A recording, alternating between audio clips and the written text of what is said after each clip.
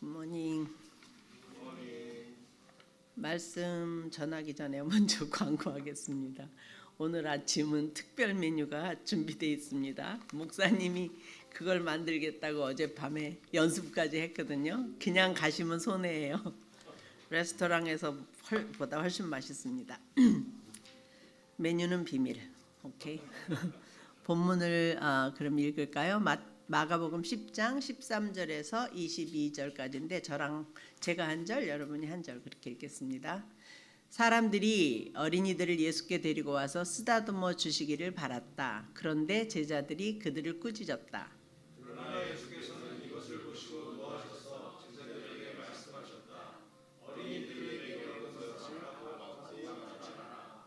하나님의 나라는 여기는 너희의 것이다. 내가 진정으로 너희에게 말한다. 누구든지 어린이와 같이 하나님 나라를 받아들이지 않는 사람은 거기에 들어가지 못할 것이다. 그리고 예수께서는 어린이들을 깨워주시고 그들에게 손을 얹어서 축복하여 주셨다. 예수께서 길을 떠나시는데 한 사람이 달려와서 그 앞에 무릎을 꿇고 그에게 물었다. 선하신 선생님, 내가 영원한 생명을 얻으려면 무엇을 해야 합니까? 예수께서 그에게 말씀하셨다. 어찌하여 너는 나를 선하다고 하느냐? 하나님 한 분밖에는 선한 분이 없다. 너는 계명을 알고 있을 것이다. 살인하지 말아라. 간음하지 말아라. 도둑질하지 말아라. 거짓으로 증언하지 말아라. 속여서 빼앗지 말아라. 네 부모를 공경하여라 하지 않았느냐? 그가 예수께 말하였다. 선생님이 하는 이 모든 것을 어려서부터 다 지켰습니다. 예수께서 그를 눈여겨보시고 사랑스럽게 여기셨다. 그리고 그에게 말씀하셨다. 너에게는 한 가지 부족한 것이 있다. 가서 네가 가진 것을 다 팔아서 가난한 사람들에게 주어라. 그리하면 네가 하늘에서 보화를 차지하게 될 것이다. 그리고 와서 나를 따라라. 그러나 그는 이 말씀 때문에 불쌍하고 근심하면서 떠나갔다. 그에게는 재산이 많았기 때문이다. 아멘. 저는 오늘 이 말씀을 읽는데요. 13절에 사람들이 어린이들을 예수께 데리고 와서 쓰다듬어 주시기를 바랐다. 이 말씀이 마치 처음 읽는 말씀처럼 저한테 이렇게 새롭게 확 다가오는 거예요. 그동안은 그냥 아이들이 막 예수님 앞에 나오고 제자들이 그것을 막으니까 예수님이 아이들이 내 앞에 오는 거 막지 말아라 하고 그렇게만 그냥 무심코 읽었던 것 같아요. 근데 오늘 이렇게 보니까 마치 처음 보는 말씀, 쓰다듬어 주기를 바랐다. 그 말씀이 딱 온 거예요. 그 말씀을 보면서 사람들이 자기의 자녀들을 예수님께 데려왔고 그 이유는 예수님이 자기의 자녀들을 쓰다듬어 주기를 원하셔서였다라는 거예요. 그래서 즉 자녀들이 예수님의 축복을 받게 해주고 싶었다는 그 부모의 마음에 대해서 갑자기 이렇게 제게 탁 다가오더라고요. 그래서 부모님들이 자녀들을 예수께 데리고 나가는 데는 참 장애물이 있었을 것 같아요. 일단 굉장히 수많은 인파를 뚫고 나갔어야 되고 그 뚫고 예수님 앞에까지 가야 되잖아요. 그리고 이제 아이들은 저리 가라라고 이제 어른들의 방해도 있었을 거고 그럼에도 불구하고 부모님들은 자기의 자녀들을 예수님 앞에 데리고 나아갔다는 거죠.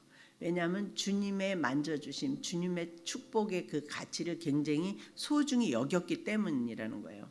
그래서 이 말씀을 묵상하면서 자녀를 가진 내 자신이나 또 우리 GFC 부모님들의 모습, 또 이 시대를 살고 있는 그 부모님들의 그 모습은 어떤가에 대해서 한번 이렇게 생각을 해보는 시간이 되었던 것 같아요. 예를 들면 아이들의 공부나 특별 활동을 위해서는 그 어떤 수고나 물질 또 장애물을 뚫고 막 데리고 다니잖아요, 우리가.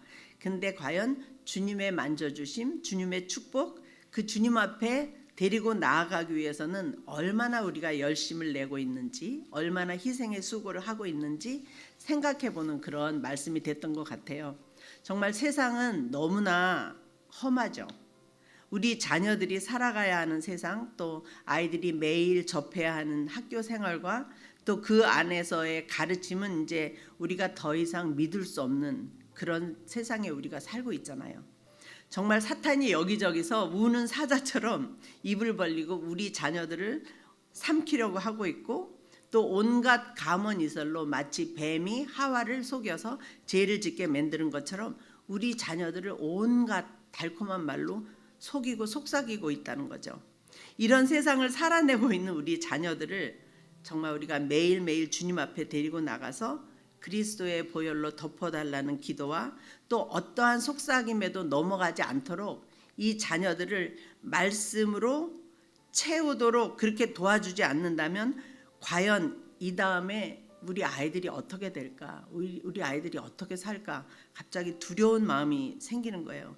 저는 정말 부모로서 공부도 많이 못했고 유식한 사람도 아니고요. 자신도 없고 능력도 없고 그리고 내가 24시간 내내 지킬 수도 없고 특별히 아이들이 대학교 기숙사로 가면 완전히 내 손을 떠나고 속수무책이잖아요. 그랬기 때문에 정말 내가 할 수 없는 게 없기 때문에 그냥 매일 주님 앞에 데리고 나가는 거 외에는 할 수 없다는 생각을 하면서 살았던 것 같아요. 그래서 주님 앞에 나가서 이렇게 상상을 하면서 그 주님의 손이 우리 아이들의 머리에 손을 얹는 거를 상상하고 보호 기도를 하고 또 때로는 공부를 조금 손해 보더라도 SAT를 좀 보는데 지장이 있더라도 금요 유스 모임이나 수양회 주일 예배 그런 어떤 거든지 주님을 느낄 수 있고 배울 수 있는 것이면 우선 순위로 삼고 무조건 데리고 나아가려고 노력했었던 것 같아요. 비록 세상이 아무리 험하고 악해도 만일 우리 자녀들이 주님의 손 안에만 있다면 주님의 보호 아래만 있다면 괜찮을 거야. 그렇게 스스로를 안심시키고 위로하면서 지금도 여전히 이제는 아이들이 다 커서 제가 이렇게 끌고 라이드를 주고 데리고 나갈 그런 나이는 아니지만 여전히 아이들이 장성했어도 성인이 되었어도 주님의 그 보호하심과 만져주심이 필요한 것 같아요. 그래서 지금은 기도로만 아이들을 데리고 나아가죠. 저는 오늘 말씀을 통해서 주님 앞에 어떤 장애물이라도 뚫고 우리의 자녀들을 데리고 나아가는 그런 마음이 과연 우리에게 있는지 되돌아보기 원하고요. 때로는 이 마음이 약해지고 나태해지고 그럴지라도 마음을 다시 붙잡는 기회가 되는 그런 말씀이 되길 원합니다. 그 다음에는요, 자녀들을 데리고 나온 부모들을 꾸짖는 제자들을 통해서 우리의 모습을 또한 한번 이렇게 살펴보는 시간도 되었어요. 우리는 혹시 주님 앞에 나아가야 되는 아이들을 막는 일을 하고 있지는 않는지, 너희는 아직 어려라고 하면서 또 제자들도 물론 막을 때는 그 나름대로 합당한 이유가 있었을 거예요. 예를 들면 예수님이 너무 피곤하실까 봐 그랬다든지 너무 복잡한데 아이들까지 몰려오면 어른들이 먼저 들어야지 아이들이 이런 데 오면 오히려 위험하고 방해가 된다라든지 이유가 있었을 거예요. 특히 그 당시에는 여자와 어린아이는 사람 축에 이렇게 취급도 안 했잖아요. 그래서 인구조사할 때는 여자 어린아이는 이렇게 카운트도 안 했거든요.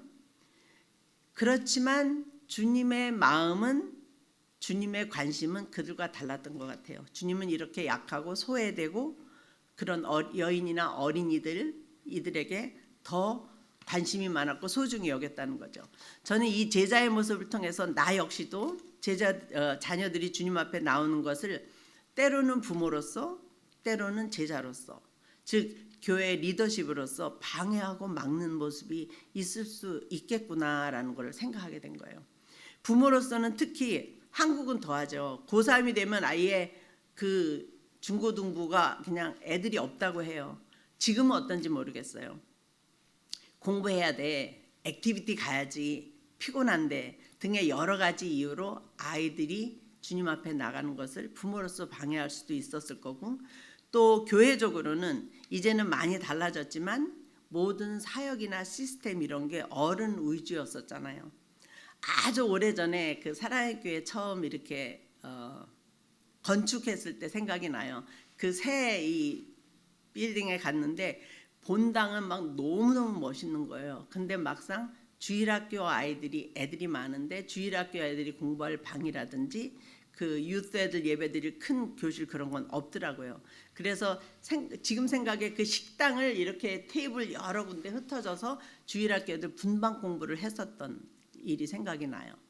처음에 그렇게 들어가서 나중에는 물론 더 늘렸겠지만 그런 거를 생각을 다시 이렇게 좀 문득 하게 되면서 그리고 또 예배를 드릴 때도 우리는 아이들이 원하는 방식이나 아이들이 이해하는 그들의 스타일보다는 우리들이 생각하는 경건의 그런 모습, 그런 예배 방식을 많이 강요함으로 인해서 아이들이 장성하면 교회를 떠나게 하는 그런 일들도 많이 있었잖아요.